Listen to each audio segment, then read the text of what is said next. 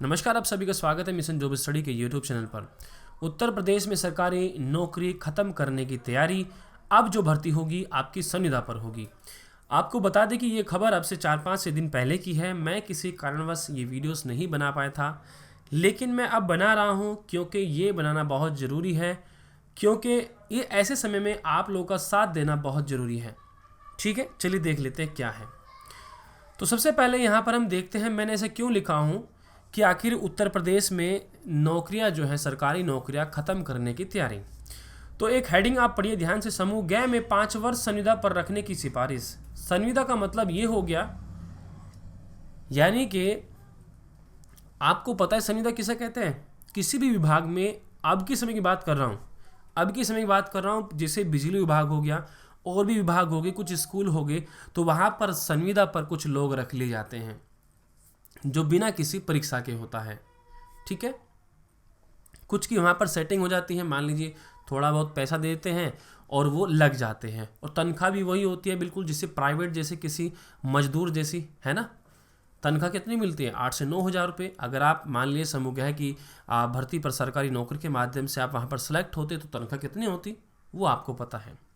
तो यहाँ पर संविदा का मतलब ये हो गया, यानी कि कहीं ना कहीं आपको सरकारी नौकरी जो है वो ख़त्म की जा रही है, यानी कहीं ना कहीं प्राइवेटाइजेशन की ओर एक बार फिर यूपी बढ़ रहा है। ठीक है, तो प्रदेश में विभागीय कर्मियों की संख्या का युक्तिकरण, प्रभावशीलता और दक्षता में सुधार और उनके आकलन की व्यवस्था पर सुझाव देने के लिए गठित समिति ने समूह ग की भर्ती पहले 5 वर्ष तक संविदा पर रखने की सिफारिश की है।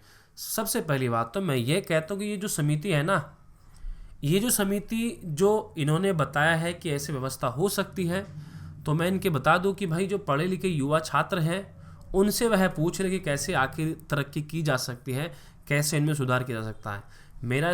मेरा ऐसा मानना है कि भाई जो समिति है, हमारे जो युवा हैं उनको भी फाइल कर देंगे। ठीक है, कारण क्या है? क्योंकि ये मंदबुद्धि के लोग हैं, बिल्कुल जो समिति के अंदर बैठे हैं ना, ये मंदबुद्धि के लोग हैं।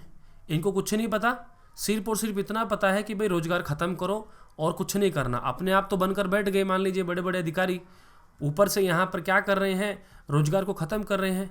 जो गरीब तबके के छात्र आते हैं उनके पेट पर लात मार रहे हैं एक प्रकार से, है ना। तो इस पर सुझाव के जो लहाल है, किसी तरह की कार्रवाई की संभावना नज़र नहीं आ रही है।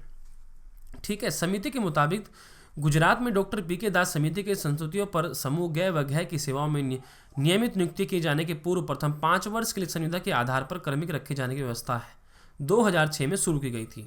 यूपी में चतुर्थ श्रेणी के पदों पर अनुकंपा नियुक्ति को छोड़कर नई नियुक्तियां न किए जाने की व्यवस्था है।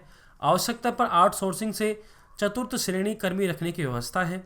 समिति ने गुजरात राज्य की तरह प्रदेश में समूह ग की सेवाओं के लिए विभिन्न पदों पर प्रथम 5 वर्ष के लिए उनकी सेवा नियमावली में शामिल शैक्षिक योग्यता व चयन प्रक्रिया के अनुसार संविदा के आधार पर नियुक्ति करने की व्यवस्था यहाँ पर की संतुति की है। संविदा राशि का निर्धारण राज्य सरकार में लागू व्यवस्था के अनुसार करने का सुझाव दिया गया है। उल्लेखनीय कि पूर्व में समूह ख ग के लिए इसी तरह के प्रस्ताव तैयार किया गया था, लेकिन विरोध के बाद इसको ठंडे बस्ते में डाल दिया गया था। इस बार भी यही होगा भाई। सरकार ने स्पष्ट कर दिया कि ऐसे किसी प्रस्ताव पर विचार नहीं किया जा रहा है। फिलहाल इस सिफारिश पर कार्रवाई की संभावना नज़र नहीं आ रही है। चलो कोई बात नहीं।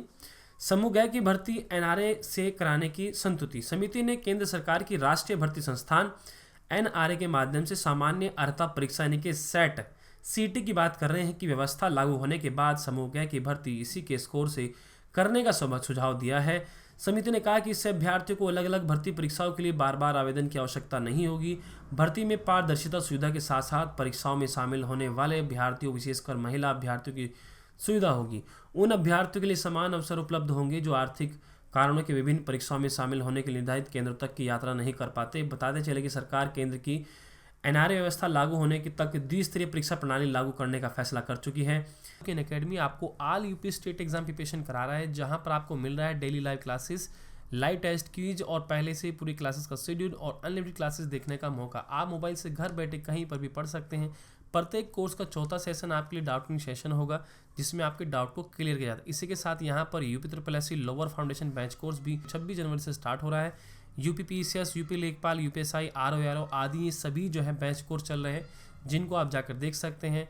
तो यहाँ पर जो ये course for UP SSC lower PCS exam 2021 ये 5 मिनट तक चलेगा, जिसको आप ज्वाइन कर सकते हैं। मैंने वीडियो के डिस्क्रिप्शन में लिंक दे रखा है, ठीक है, जिसमें आपको रिवीजन भी मिलेगा, गाइडेंस भी मिलेगा, टॉप एजुकेटर से लाइव डाउटिंग सेशन मिलेगा, लैंग्वेज हिंदी रहेगी, वीकली क्विज और प्रैक्टिस सीरीज़ आपके लिए रहेगी। सभी यहाँ पर टॉप एजुकेटर है जिन्हें कई सालों का अनुभव है, तो उनसे पढ़ने का आपको मौका मिलता है। इसी के साथ आप अगर प्लान लेते हैं तो एक रेफरल कोड यूज़ कीजिए और 10% डिस्काउंट आपको मिलेगा। बाकी फ्री में जो स्पेशल क्लास होती है उनको अनलॉक करने के लिए एक रेफरल कोड जरूर यूज़ करें, और ये सब चीज़ें आपको अनअकैडमी लर्निंग ऐप पर मिलेंगी।